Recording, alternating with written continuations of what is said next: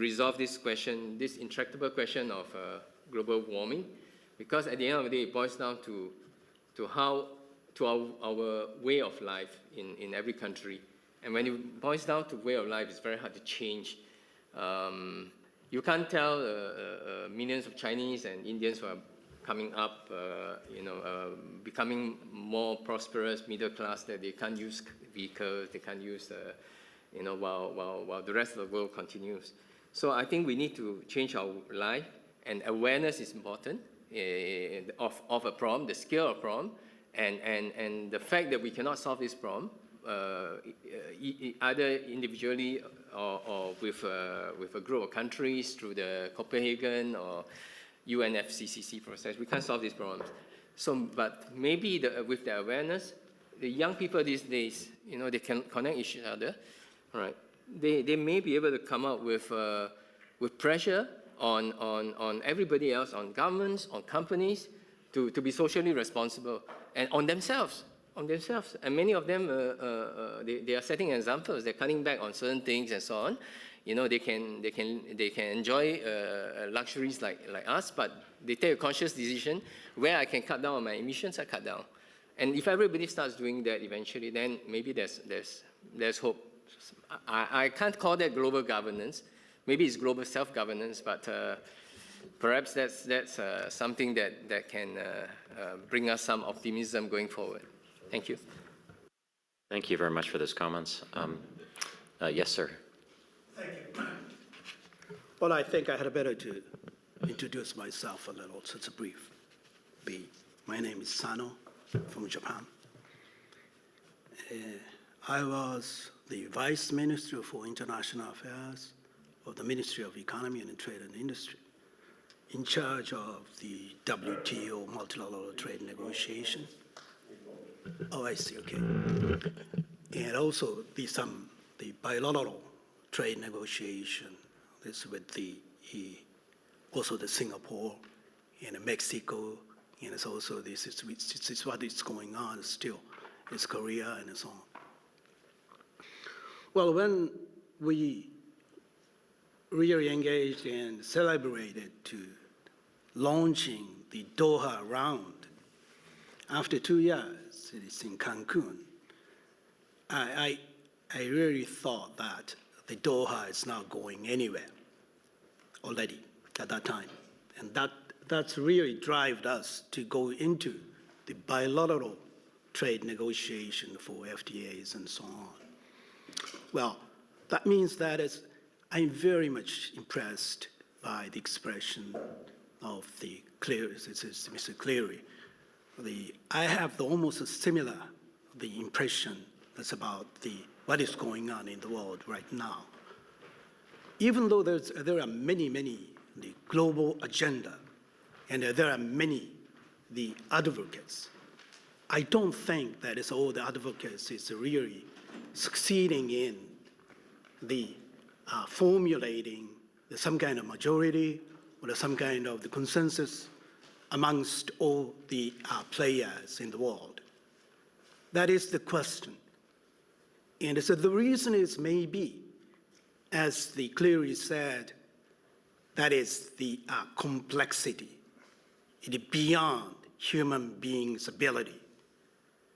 Well, after it's graduating or after leaving this Ministry of Economy and Trade and Industry, recently I was the Chief Executive Assistant to the Prime Minister Hatoyama, and I failed, almost. The Hatoyama failed, and is supposed to resign.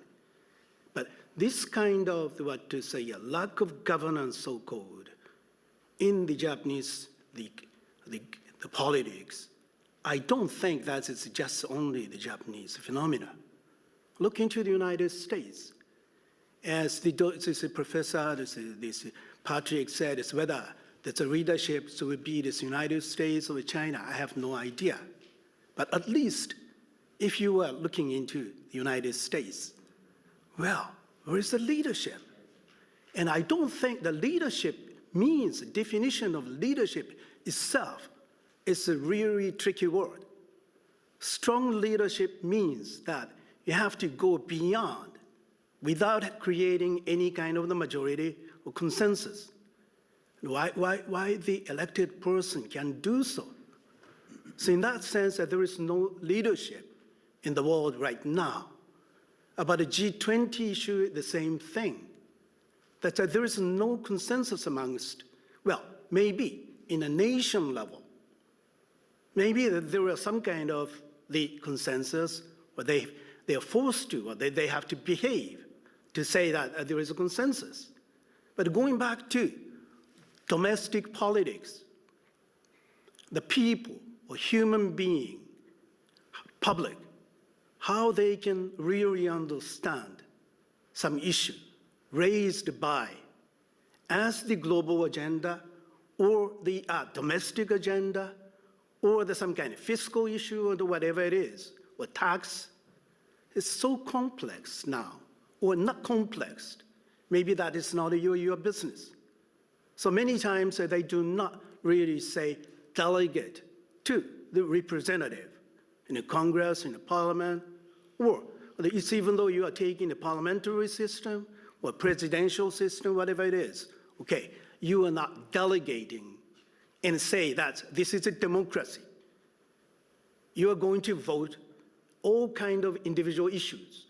And at that time, without having the really good knowledge or understanding of that kind of issue or agenda, even though that's global, how can you really get some kind of the delegation from the public? That is an issue, I think. And clearly, so you said as well, well, I can share almost all this your pessimism, but I really want to seek some kind of the good solution in the future. In 5 years, well, politicians or economists or even the business leaders, I think they are going to struggle to get what kind of the way to this is break through this kind of situation. And for the time being, I think that's really beyond our ability. And it seems to me it's in 1991, as Merkel said, that is a year of the Maastricht. We thought we had this very rosy decades after the collapse of the Berlin Wall. And it's all kind of the new globalization, really supported by the internet or information and communication technologies and so on.